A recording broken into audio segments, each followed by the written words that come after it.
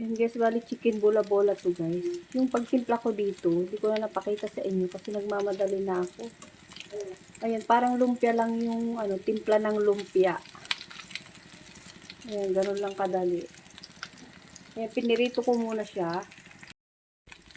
Pag nag-brown na siya, okay na yan. Hatiin na natin.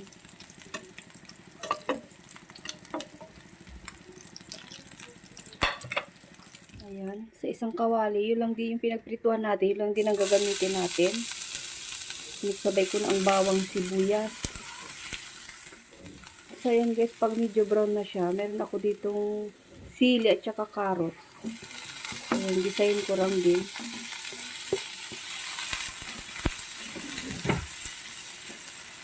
Ayan, design lang natin.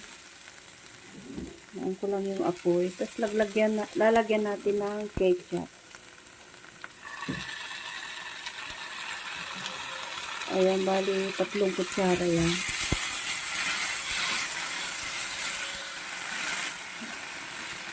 Tapos lagyan natin ng tubig.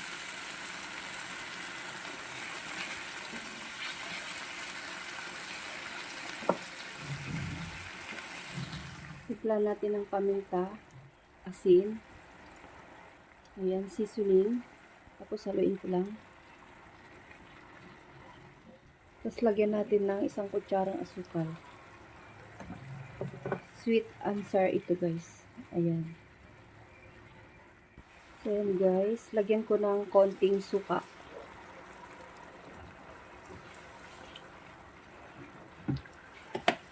Ayan, hindi ko muna siya haluin.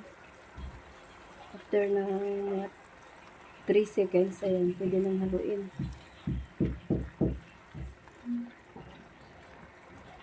Ngayon naman ay titikman ko kung okay na. Ayan, sarap na siya. Ilagay ko na yung ating mga piniritong bola-bola, chicken bola-bola. Ayan, masarap na tayong tanghalian.